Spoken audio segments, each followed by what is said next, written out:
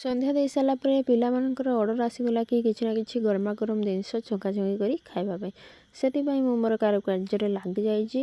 ଗୋଟେ ନୁହେଁ କି ଫାଳେ ନୁହେଁ, ପୁରା କାତରେ କୋବି ଥିଲା। ଏ କାତରେ କୋବିକୁ ନେଇ କ'ଣ ଆମେ ସମସ୍ତେ ଖାଇପାରିବା କି? ସେଥିପାଇଁ ମୁଁ ଖାଲି କୋବିର ବରା କରିବିନି, ତା ସହିତ ଆଳୁର ବି ପକୁଡ଼ି ବନେଇଦେବି। ବହୁତ ଦିନ ହେଲା ଆମର ଆଳୁର ପକୁଡ଼ି ହେଇନଥିଲା, ସେଥିପାଇଁ ମୁଁ ଆଳୁକୁ ଏମିତିଆ କାଟି ନେଇଛି।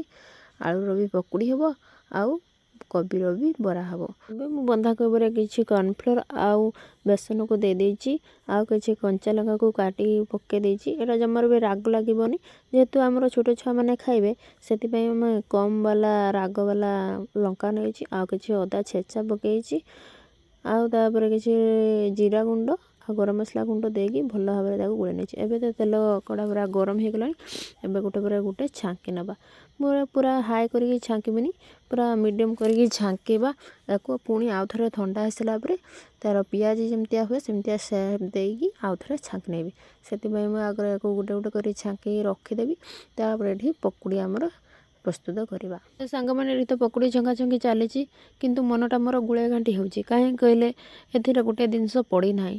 ତ ଏତେ ମାନେ ବ୍ୟସ୍ତତା ଭିତରେ ମୁଁ ଭୁଲିଗଲି ସେ ଜିନିଷଟା ପକାଇବା ପାଇଁ, ଯେଉଁଟାକି ପକାଇଲେ ବହୁତ ବାସ୍ନା ଦିଏ ଆଉ ପକୁଡ଼ିର ସ୍ୱାଦକୁ ଦୁଇଗୁଣା କରିଦିଏ। ସେ ଜିନିଷ କ'ଣ କହିଲେ ଆପଣମାନେ ଯଦି ଜାଣିଛନ୍ତି କମେଣ୍ଟରେ ନିହାତି ଲେଖିବେ। ଆଉ ମୁଁ ଏ ଭିଡ଼ିଓ ଲାଷ୍ଟରେ ହିଁ ତା'ର ନାଁଟା କହିଦେବି। ଏଠି ତ ଆମର ଗରମ ଗରମ ପକୁଡ଼ି ଆଉ ବରା ହେଇଗଲା। ଏବେ ଚାଲନ୍ତୁ ପିଲାମାନଙ୍କୁ ଦେବା, ଆଉ ମୁଁ ନିଜେ ବି ଖାଇବି। ଦେଖିବା କେମିତିଆ ଲାଗୁଛି ତା'ର ଟେଷ୍ଟଟା। ଆଜି ତ ଏଠି ସମସ୍ତେ କଥାରେ ମାତିଛନ୍ତି, କିଏ ଫୋନ୍ରେ କଥା କହୁଛି, କିଏ କାହା ସହିତ କଥା କହୁଛି। ଆଉ ମୁଁ ସେଥିପାଇଁ ସବୁ ଭାଗ ବାଣ୍ଟ କରିଦେଲି, ବାବାଙ୍କର ଛୁଆମାନଙ୍କର। ଆଉ ତାପରେ ମୁଁ ନିଜେ ବି ଖାଇବି।